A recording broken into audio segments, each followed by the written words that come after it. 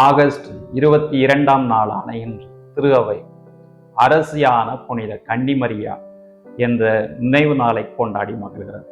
அன்பார்ந்தவர்களே, ஆகஸ்ட் 15ஆம் நாள் மரியன்னையினுடைய விண்ணேற்பு பெருவிழாவை நாம் கொண்டாடி மகிழ்ந்தோம். அதற்கடுத்து சரியாக 7 நாட்களுக்கு பிறகு நாம் அரசியான புனித கன்னிமரியாவினுடைய விழாவை கொண்டாடுகிறோம் என்று சொன்னால், கடவுள் மரியன்னையை விண்ணக மன்னக அரசியாக உயர்த்தியதை நாம் இன்றைய நாளில் நினைவு கூர்ந்து பார்க்கிறோம்.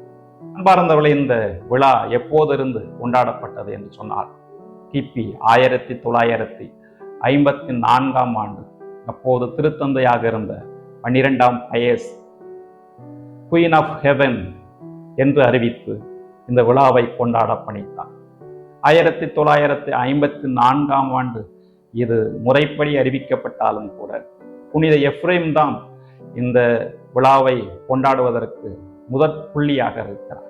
காரணம், அவர்தான் மரியன்னையை விண்ணக மன்னக அரசியாக பாவித்து அவருக்கு விழா எடுத்தார். மக்களும் கூட மரியன்னையை அரசியாக பார்த்தார்கள். அப்படிப்பட்ட விழாவினை இன்றைக்கு நாம் கொண்டாடுகிறோம் என்று சொன்னால் அது மரியன்னைக்கு நாம் சேர்க்கக்கூடிய பெருமையாகும்.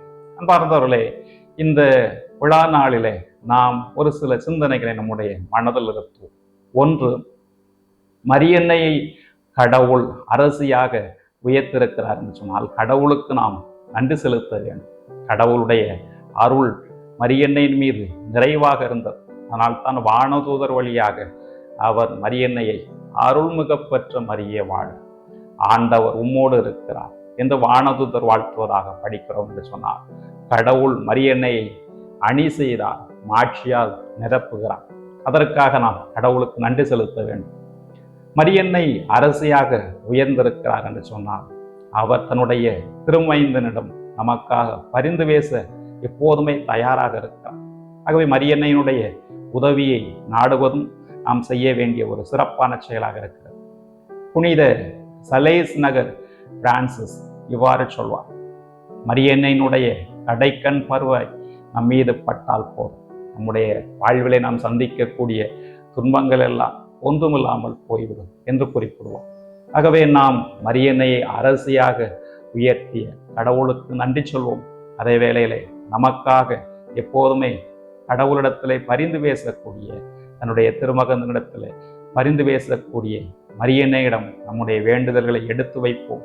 மரியன்னை நமக்கு எல்லா விதமான ஆசிகளையும் கடவுளிடமிருந்து பெற்று தருவார். ஆம்.